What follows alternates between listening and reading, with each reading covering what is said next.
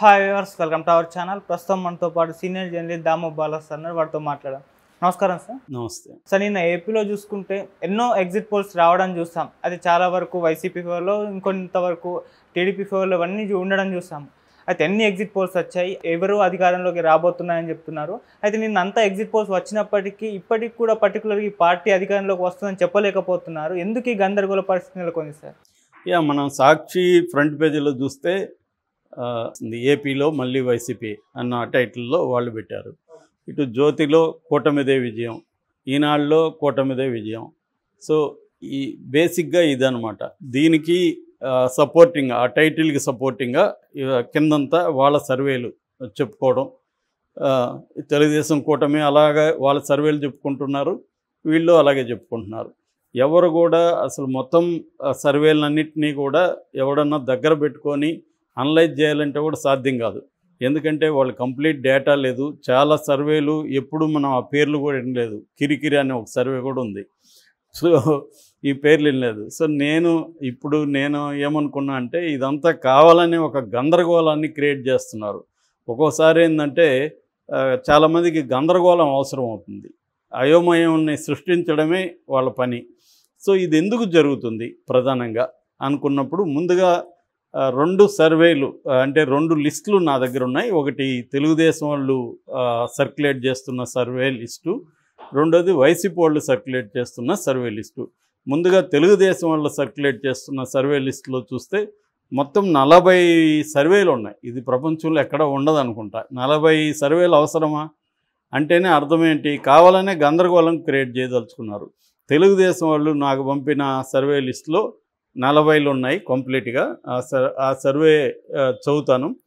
ఒకటి people's pulse, rise political research, KK survey, Chanakya strategies, smart poll, జంగలం అంట, pioneer, prism, శాన్ survey, SZ, NFOPL, India today, CNN news, ABP news, news X, Zee news, India TV, RTV, Ravi Prakash, big TV, society for globe, CPR survey, poll strategy, school of politics, one Bharat, people's right, people's opinion, all India people survey, power Telugu, rocket survey, open talk survey, popcorn media, survey factory, సిమ్యాక్, NFO, pulse today, కిరికిరి. So ఈ సర్వేలు అన్నీ కూడా ఇప్పుడు నేను చదివిన అన్నీ కూడా కూటమి అధికారంలోకి వస్తుందని చెబుతున్నాయి. ఇది కాకుండా వీళ్ళే ఈ 40లోనే చాణక్య, ఆరామస్థాన్, సిపిఎస్, పార్థదాస్, జన్మత్, ఈ 5 మాత్రం వైసీపీ అధికారంలోకి వస్తుందని చెప్పింది. దీన్ని బట్టి వాళ్ళు ఏమంటున్నారంటే 40 సర్వేలు వచ్చాయి టోటల్గా, ఇందులో 35 కూటమే వస్తుందని చెప్పి 5 మాత్రమే వైసీపీ వస్తుందని చెప్పింది అని తెలుగుదేశం సర్క్యులేట్ చేస్తుంది. ఇది కంప్లీట్గా ఒక పక్కదారి పట్టించడం, మాయ చేయడం, మోసం చేయడం, గందరగోళాన్ని క్రియేట్ చేయడం. ఎందుకంటే ఇంకొక సర్వే ఉంది కాబట్టి చెప్తున్నా. ఇది ఏమో వైసీపీ వాళ్ళు పంపించింది. వైసీపీ వాళ్ళ సర్వే, వైసీపీ వాళ్ళు చెప్పుకున్న సర్వేలు ఏమైందంటే పార్థదాస్ సర్వే, దీని పేరే చాణక్య సర్వే అంటారు. పార్థదాస్ వాళ్ళది Chanakya survey. Janmat polls, TV nine poll, WRAP, wrap strategies, smart poll, Aaraa, Atmasakshi, HMR, క్యూమెగా, ABP C voter, political laboratory, race, NDA exit poll, LR survey, Naganna survey, C next AP, SAS group, IPSS team Hyderabad, KS Prasad, Koganti Satyam, poll strategies, Agniveer, political laboratory, operation Chanakya. ఇది వీళ్ళు చెప్పింది. అంటే వీళ్ళు మొత్తం 32 list ఇచ్చారు. అందులో 24 వైసీపీకి వస్తుందన్నారు. ఇందాక చెప్పింది ఎంత, తెలుగుదేశం వాళ్ళు చెప్పింది 5 వైసీపీ. మరి ఏది ఇక్కడ కరెక్ట్? వీళ్ళు 24 అంటారు, వాళ్ళేమో 5 వైసీపీ అంటారు. అంటే అది తర్వాత వీళ్ళు ఎన్ని ఇచ్చారు? తెలుగుదేశానికి 8 ఇచ్చారు. వాళ్ళు ఎన్ని ఇచ్చారు? అక్కడ 35 ఇచ్చారు. సో ఎవడికి వాడు నిజాన్ని కప్పిపుచ్చడం, అబద్ధాలని ప్రచారం చేయడం అనేది ఈ 2 సర్వేలను పెట్టుకొని, ఈ 2 లిస్టులు పెట్టుకొని మనం చెప్పొచ్చు. వీళ్ళు తెలుగుదేశానికి ఇచ్చిన సర్వేలు పేర్లు ఏంటంటే Chanakya strategies, ring to poll, people pulse, national family, pioneer, poll pulse, rise, KK survey. KK survey మాత్రం నిన్న విపరీతంగా ఓదరగొట్టారు. ఆరా మస్తాన్ కంటే కేకే సర్వేకే ఎక్కువ ఛానల్స్ ఇచ్చారు. కేకే సర్వేను ఈ మొత్తం సర్వేలో 2 కామెడీ సర్వేలు నా దృష్టిలో. ఒకటేమో కేకే సర్వే. కేకే సర్వే ఏంది 161 వస్తుంది కూటమికి అని చెప్పింది. అంత స్వీప్ ఎక్కడా కనబడట్లేదు మనకి. ఒకవేళ ఉంటే మనకి షాక్ అవ్వాల్సిందే. 161, 14 మాత్రం వైసీపీకి అని చెప్పింది. ఇక వాళ్ళది ర్యాబ్ సర్వే 158 వైసీపీకి. సో ఇది కూడా కామెడీ సర్వే. సో ఈ 2 కామెడీ సర్వేలు చెరొక వైపు తీసుకున్నారు. అయితే కేకే సర్వేని తెలుగుదేశం వాళ్ళు ప్రమోట్ చేసినట్టుగా ఈ ర్యాబ్ సర్వేని వీళ్ళు చేయట్లే. అంటే వాళ్ళకు కూడా నమ్మకం లేదేమో, చేయట్లేదు. తెలుగుదేశంలో నమ్మకం లేకపోయినా ఆ మీడియా బ్రహ్మాండంగా చేయగలదు కాబట్టి మేము నమ్మకపోయినా, నువ్వు నమ్మకపోయినా పర్వాలేదు, మేము చేయాల్సింది చేస్తామని వాళ్ళు చేస్తుంటారు. అలాగే చేశారు. సో ఓవరాల్గా ఈ 2 లిస్టులలో 40 ఏమో తెలుగుదేశం సర్క్యులేట్ చేస్తుంది, 40లో 35 మాది, 5 చూడండి వైసీపీ అని చెప్తుంది.